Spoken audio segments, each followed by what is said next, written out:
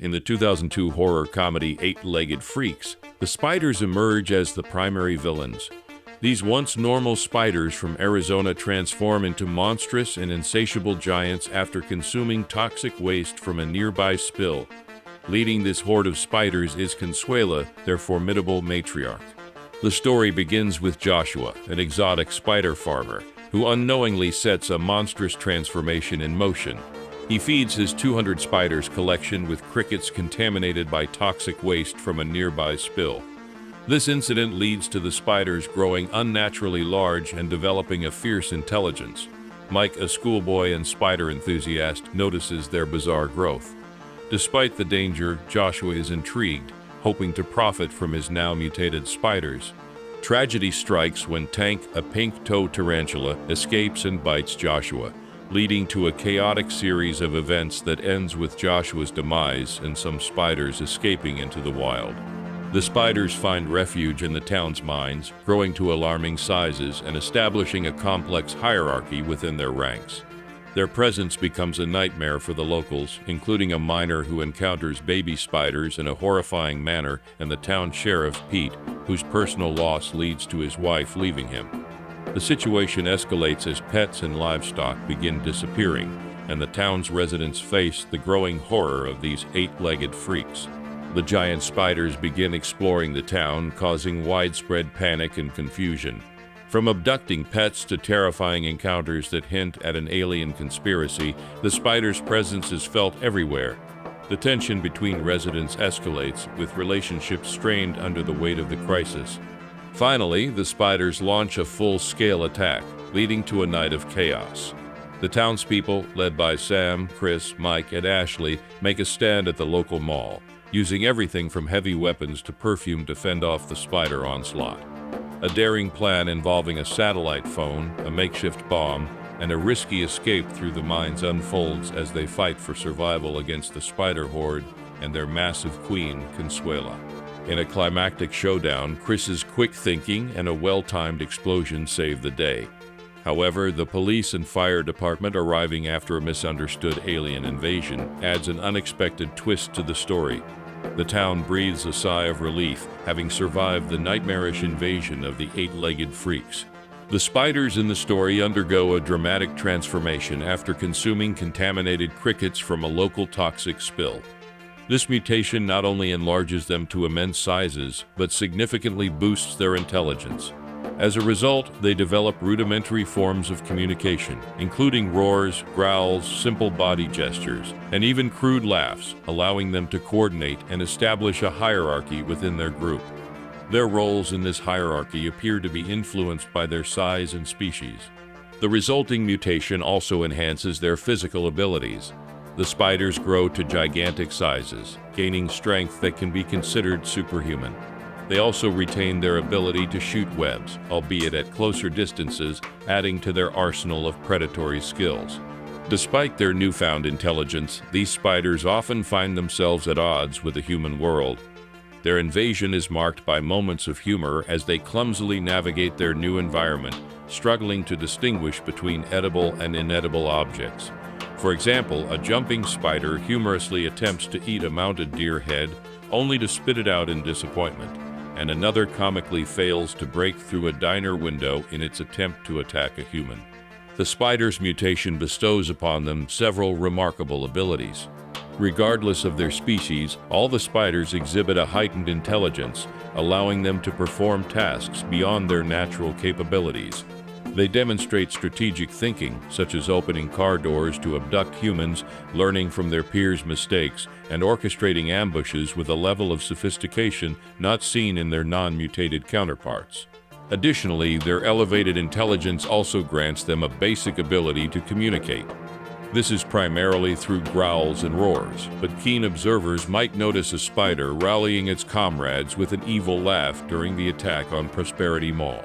After their mutation, the spiders exhibit a complex social structure with different roles assigned based on size and species.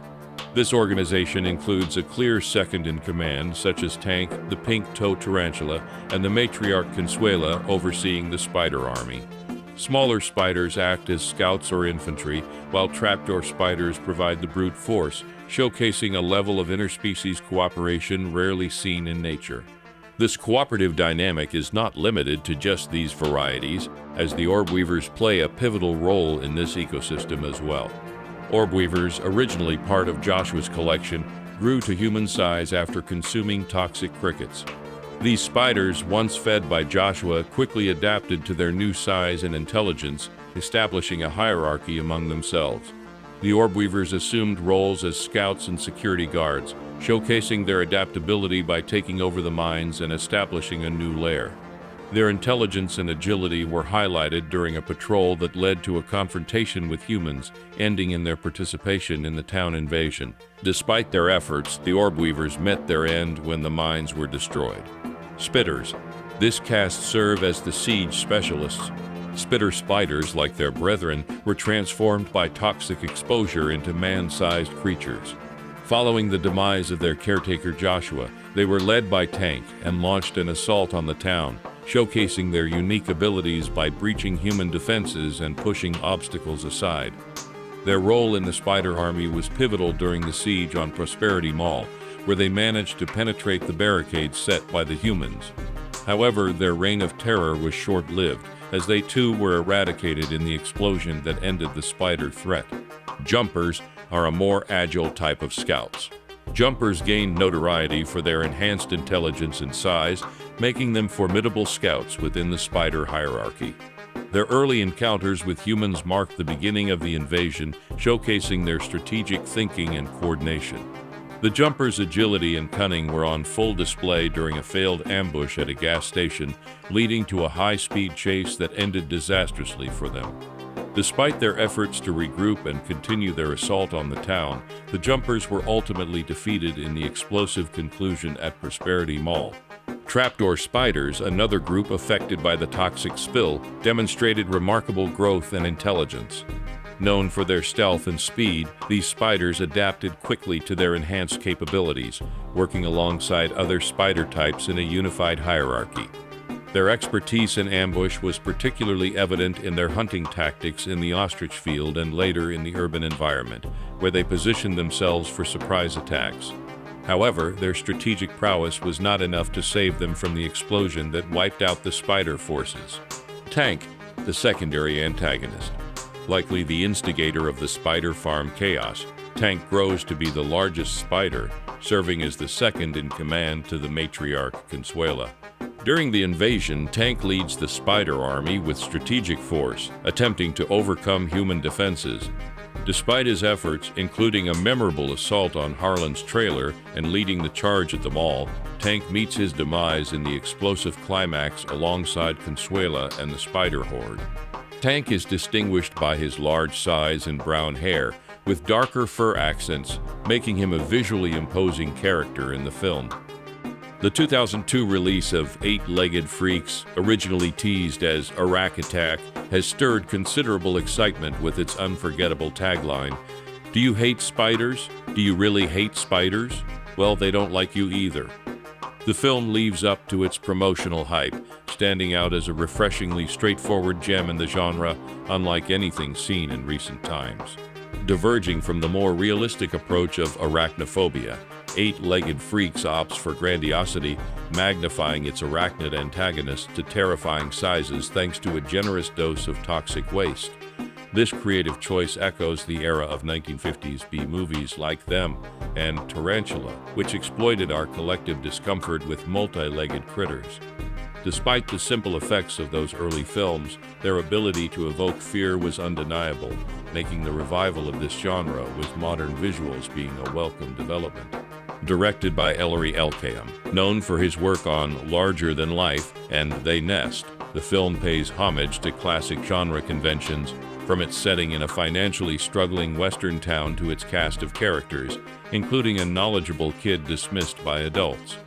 The narrative unfolds predictably, with the spiders' attacks escalating from daytime desert assaults to nocturnal town invasions, culminating in a standoff in a desolated mall and an abandoned mine.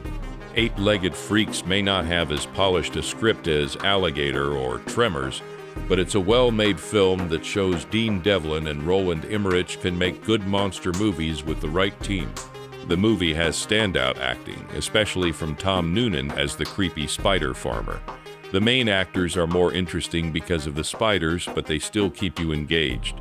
The cast delivers on all fronts, from Arquette's understated heroism to Wura's charming sheriff, peppered with romantic elements amidst the chaos.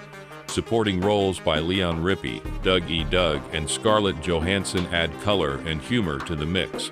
At its heart, though, Eight-Legged Freaks is a celebration of spiders, with stunning CGI creatures that elicit both fear and fascination. From giant spiders chasing down teenagers to trapdoor spiders ambushing townsfolk, the film delivers on the promise of arachnid-induced terror, all while maintaining a playful tone underscored by a clever soundtrack.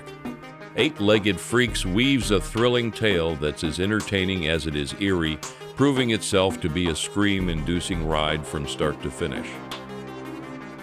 Hey, don't go just yet. If you enjoyed my video, I'd love to recommend another one for you to watch.